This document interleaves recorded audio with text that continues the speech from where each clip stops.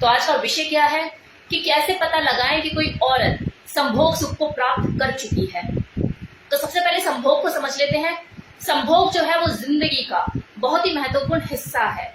संभोग से मिलने वाला सुख न केवल आपको शारीरिक तौर पर बल्कि मानसिक तौर पर भी स्वस्थ रखने में मदद करता है। जब दो लोग संभोग की क्रिया में लीन होते हैं तो ये बहुत जरूरी हो जाता है कि दोनों को ही संभोग सुख की प्राप्ति हो। लेकिन देखो, जिज्ञासा तो यहीं से शुरू होती है, ये जानने की कि यार मैं तो डिस्चार्ज हो गया, क्या मेरी पार्टनर डिस्चार्ज हुई, उसे संभोग सुख प्राप्त हुआ, वो कंप्लीटली सेटिस्फाइड हुई, कैसे पता लगाएं? क्योंकि जो मेल है उसकी शरीर की बनावट तो ऐसी, कुदरत ने उसे ऐसा बनाया है कि सब कुछ ऊपर ही नजर आ जाता है। उसके पीनस से डिस्चार्ज होता है, सामने दिख जाता है। लेकिन फीमेल के साथ तो ऐसा कुछ भी नहीं है। तो ये हमेशा जिज्ञासा बनी रहती है और मेल इस चीज को लेके और मर्द हमेशा इस चीज को लेके परेशान रहते हैं अंदर ही अंदर कि यार कैसे पता लगाएं कि जो मेरी वाइफ है या मेरी जो गर्लफ्रेंड है वो डिस्चार्ज हो गई है। तो आज इसी के बारे में बात करेंगे कि आप कैसे पता लगा सकते हैं।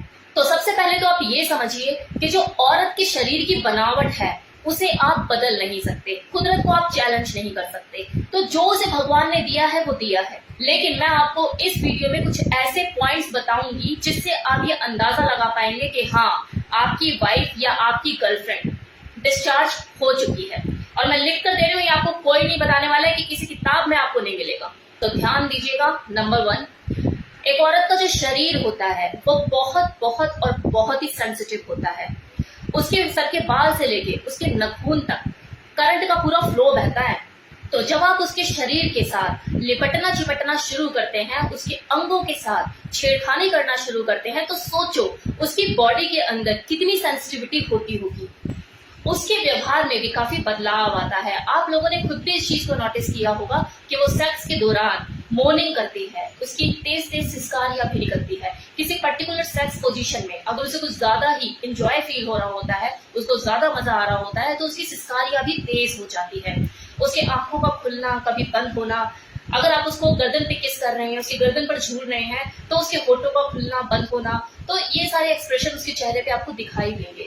तो इस तरह की एक्टिविटीज, इस तरह के हाव भाव, इस तरह के फेशियल एक्सप्रेशन ये सेक्सुअल प्ले के दौरान ही देखने को मिलते हैं।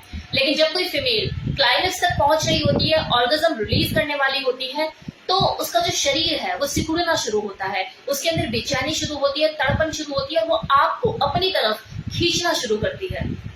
उसका शरीर धीरे धीरे सिकुड़ना शुरू होगा। ये बेचैनी, ये तड़पन आपको शुरुआत में देखने को नहीं मिलेगी। मतलब जब आप सेक्स शुरू करते हैं तो शुरू के टाइम में मिड तक आपको ये देखने को नहीं मिलेगी। लेकिन जैसे ही वो फीमेल क्लाइमेक्स तक पहुंचती है, ऑर्गेज्म रिलीज करने वाली होती है, तभी उसके अंदर ये चीजें आपको देखने को मिलेगी। वो आपको पकड़ कर खींचेगी, आपकी कमर पर नाखून भी मार सकती है, आपको दांतों से बाइट भी कर सकती है। और अगर आपकी जो पार्टनर है अगर वो कुछ ज्यादा ही बोल्ड है तो हो सकता है वो आपको बोलना भी शुरू करे कि थोड़ा फास्ट करो, रुको मत, तेज करो। दूसरा पॉइंट, जब कोई फीमेल डिस्चार्ज होने वाली होती है तो उससे पहले उसकी जो वजाइना है वो सिकुड़ना शुरू होती है, टाइट होना शुरू होती है। वो आपके पीनस को पकड़ना शुरू करती है, उस पर होल्डेज बनाना शुरू करती है।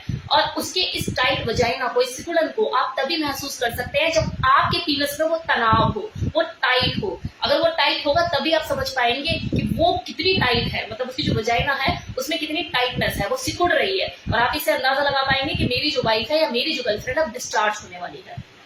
क्लाइमेक्स पर पहुंचने के बाद, आई मीन डिस्चार्ज से कुछ मिनट पहले, उस फीमेल को आपके हर टच का अनुभव कुछ ज्यादा ही होगा। मतलब आप कुछ भी उसके साथ करोगे उसको कुछ ज्यादा ही प्लेजर फील होगा, वो कुछ ज्यादा ही फील करेगी। कुछ फीमेल ऑर्गेज्म के टाइम पर हो सकता है स्मूच करने के लिए बोले, और हो सकता है अगर वो ज्यादा शाई है तो ना भी बोले। ये आपको खुद समझने की जरूरत है। वो उसकी जो बॉडी है उस वक्त तड़प रही होती है, तिलमिला रही होती है, बेचैन होती है।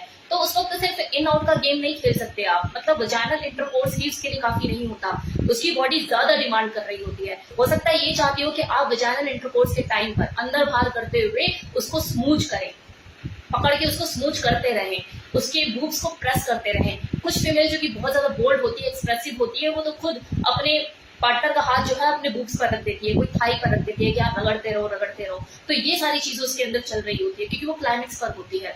और उस वक्त अगर आप ये चीजें नहीं समझ पाते हैं या नहीं कर पाते हैं तो वो उस तरीके से संतुष्ट नहीं हो पाती है। अब अगर आपने स्मूच करना शुरू कर दिया वजाइनल इंटरकोर्स के टाइम पे, बूब प्रेस कर रहे हैं या उसे रब कर रहे हैं उसकी बॉडी को, तो इसका मतलब ये नहीं है कि अब आप वजाइनल इंटरकोर्स ना करें, वो आप करते रहिए, उसमें ब्रेक नहीं होना चाहिए। अगर उसमें ब्रेक हो गया फिर तो उसको सेटिस्फेक्शन मिलेगा ही नहीं, क्योंकि उसकी बॉडी एक्टिव मोड पे है, उसे ज्यादा से ज्यादा चाहिए, उसे प्लेजर भी चाहिए, उसे दर्द भी चाहिए, उसे मजे भी चाहिए, उसे सब कुछ चाहिए एक ही टाइम पे। आपका पीनस भी चाहिए उस वक्त, और स्मूच भी चाहिए, बूब प्रेस भी चाहिए, एवरीथिंग।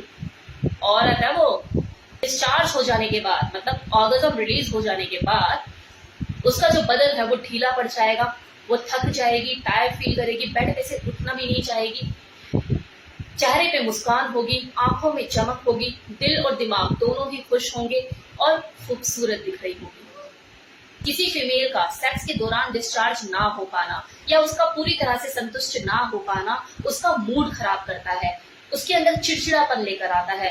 सेक्स हो जाने के बाद उसका पूरी तरह से किसी भी काम में मन नहीं लगता है, उसका माइंड भी डाइवर्ट रहता है, घर में कलेश होते हैं, वो चिड़चिड़ापन कहीं तो निकलेगा ना।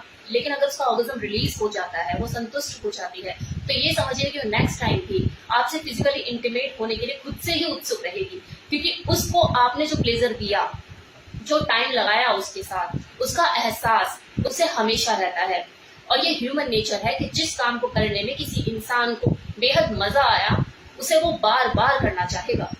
लेकिन अगर किसी फीमेल को संतुष्टि नहीं मिलती है, उसका ऑर्गेज्म रिलीज नहीं होता है, और ये हर बार की कहानी हो गई है, मतलब एक बार तो चलो हो गया, कोई दिक्कत नहीं कि नहीं हो पाई वो संतुष्ट, लेकिन अगर हर बार उसके साथ ऐसा ही हो रहा है और ये चीजें रूटीन में चलने लग गई है, वो कभी संतुष्ट हो ही नहीं पाती है, तो उसके बाद वो सेक्स जैसी चीज से बचना शुरू कर देती है। उसके मुंह पे हमेशा ना ही रहता है कि यार मुझे नहीं करना। क्यों? क्योंकि बोल वो पाती नहीं है कि कहीं ऐसा ना हो कि जो मेरा हस्बैंड मुझे ही गलत ना समझने लग जाए।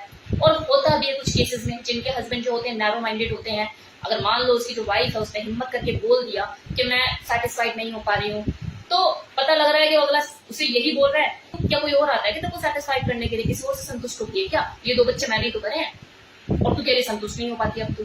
तो ऐसे भी लोग होते हैं जिसकी वजह से वो फिर सोचते हैं कि यार चल छोड़, मैं करती नहीं हूँ, या ठीक है, एक ड्यूटी सेक्स उनके बीच में होने लग जाता है, ऐसा भी होता है। तो यहाँ पर आपको शक करने की बजाय कुछ बातों को समझने की जरूरत है कि एक जो फीमेल बॉडी होती है वो दिखती तो सबकी एक जैसी है, लेकिन वो अंदर से एक जैसी नहीं होती है। तो हर फीमेल का जो संभोग का सुख होता है, उसका जो लेवल होता है वो भी अलग अलग होता है। कोई किस तरीके से संतुष्ट होती है तो कोई किस तरीके से संतुष्ट होती है। तो यहाँ पर आपको कम्युनिकेट करने की जरूरत है, अपनी पार्टनर से पूछने की जरूरत है, थोड़ा सा ओपन होने की जरूरत है। और दूसरा, सेक्स पोजीशन में बदलाव लाने की जरूरत है, आपको एक्सपेरिमेंटल होने की जरूरत है। और आप तो बहुत लकी हैं कि वो आपको खुद से आकर बोल रही है कि मैं सेटिस्फाइड नहीं हो पा रही हूँ, बजाय वो कोई दूसरा रास्ता अपनाए। इनफैक्ट वो आपसे बोल भी इसलिए रही है क्योंकि वो शायद जानती है इस चीज को कि आप काबिल हैं, इसीलिए वो आपसे एक्सपेक्ट कर रही है, क्योंकि एक्सपेक्टेशन, उम्मीदें उसी से होती हैं जिससे लगता है कि हाँ ये कर सकता है और अच्छा। वरना जहाँ उम्मीदें नहीं होती तो वहां पर तो ताले लगा लिए जाते हैं, चुप हो जाता है इंसान।